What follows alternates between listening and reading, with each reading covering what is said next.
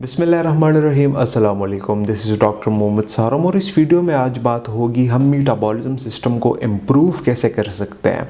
अच्छा, metabolism system थोड़ा जान लेते हैं कि मेटाबॉलिज्म सिस्टम कहते हैं कैसे है। तो मेटाबॉलिज्म सिस्टम वो सिस्टम होता है जो कि हमारे बॉडी में खुराक को एनर्जी में कन्वर्ट करता है। तो बहुत सारे लोगों का सवाल होता है कि हम इसको बूस्ट कैसे कर सकते हैं। जब मेटाबॉलिज्म सिस्टम आपका प्रॉपर ठीक काम करेगा तो आपका वज़न भी नहीं बढ़ेगा। तो मेटाबॉलिज्म सिस्टम को बूस्ट करने के लिए सबसे पहले नंबर पे आ जाता है फिजिकल एक्टिविटी। आपने फिजिकल एक्टिव होना आपको पड़ेगा।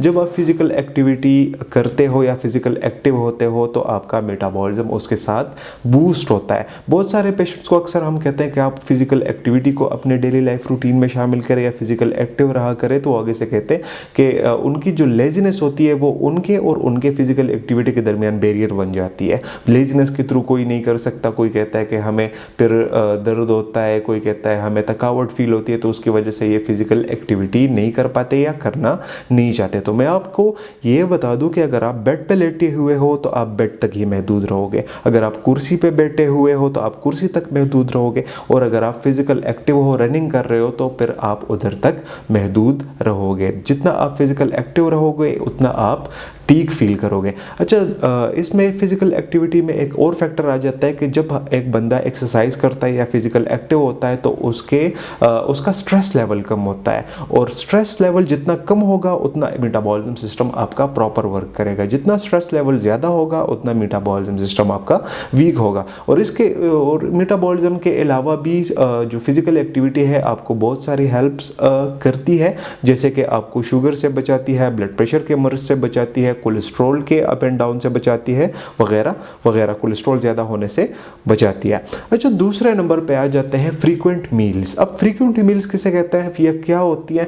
तो बहुत सारे लोग ऐसे होते हैं जो हमारे अपने फैमिलीज़ में ही हम अगर देखें तो हमें बहुत सारे ऐसे लोग सामने मिलेंगे जो कि क्या करते हैं, सुबह उठ के नाश्ता नहीं करते। या कोई ऐसे होते हैं जो सुबह नाश्ता तो करते हैं बट उसके बाद वो लंच नहीं करते। कोई ऐसे होते हैं कि वो लंच नहीं करते, सुबह नाश्ता करते और फिर रात को डिनर करते। कोई ऐसे होते हैं कि वो डिनर नहीं करते और ऐसे ही सो जाते हैं। तो आपने एक फ्रीक्वेंट सिस्टम इसका बनाना होगा। आपने प्रॉपर अच्छा हेल्दी सी आपने ब्रेकफास्ट करनी है। उसके बाद आपने 2-3 घंटे बाद आपने अच्छा सा स्नैक लेना है। फॉर एग्जांपल स्नैक में आ जाते हैं ड्राई फ्रूट्स, आ जाते हैं नट्स, आ जाते हैं फ्रूट्स, आ जाते हैं स्मूदीज़, आ जाती हैं मिल्क शेक, आ जाता है कुछ भी ऐसा हेल्दी आप ले सकते हैं। उसके बाद आप हेल्दी सा लंच करें। उसके बाद 2-3 घंटे बाद आप फिर से एक हेल्दी सा स्नैक ले लिया करें। उसके बाद आप फिर से हेल्दी सा डिनर किया करें। तो ऐसे फ्रीक्वेंटली आप अपने मील्स को लिया करें तो आपका मेटाबॉलिज्म इससे बहुत ज़्यादा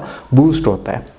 अच्छा, इसके बाद थर्ड नंबर पे आ जाता है आप दारचीनी का इस्तेमाल किया करें। अब दारचीनी अगर आप इस्तेमाल करते हो तो आपका मेटाबॉलिज्म सिस्टम बहुत ज़्यादा बूस्ट होता है। मेटाबॉलिज्म के लिए दारचीनी एक बहुत ज़्यादा अच्छा टॉनिक है। अच्छा, अगर आपको दारचीनी का टेस्ट नहीं है पसंद या आपको दारचीनी मिल नहीं रही तो आप उसके अलावा आप सौंफ का इस्तेमाल भी कर सकते हैं। अगर आपको सौंफ का टेस्ट नहीं पसंद या सौंफ नहीं मिल रहा तो आप ज़ीरे का इस्तेमाल भी कर सकते हैं। अच्छा, आपने इसका इस्तेमाल कैसे करना है? तो आपने रोज़ 1 इंच दालचीनी का टुकड़ा लेके या 1 पिंच ये सौंफ लेके आपने कप में डाल देना है। पानी में बग़ैर गर्म किए इसको सोक कर लेना है और सुबह नहार मुँह इस पानी को पी लिया करें तो आपके मेटाबॉलिज्म सिस्टम को बहुत ज़्यादा बूस्ट मिलती है इससे। इसके अलावा lemon grass tea, green tea और ब्लैक कॉफ़ी आपको आपके मेटाबॉलिज्म को बहुत ज़्यादा बूस्ट करती है। और इसके अलावा आप अपने आप को हाइड्रेटेड रखा करें,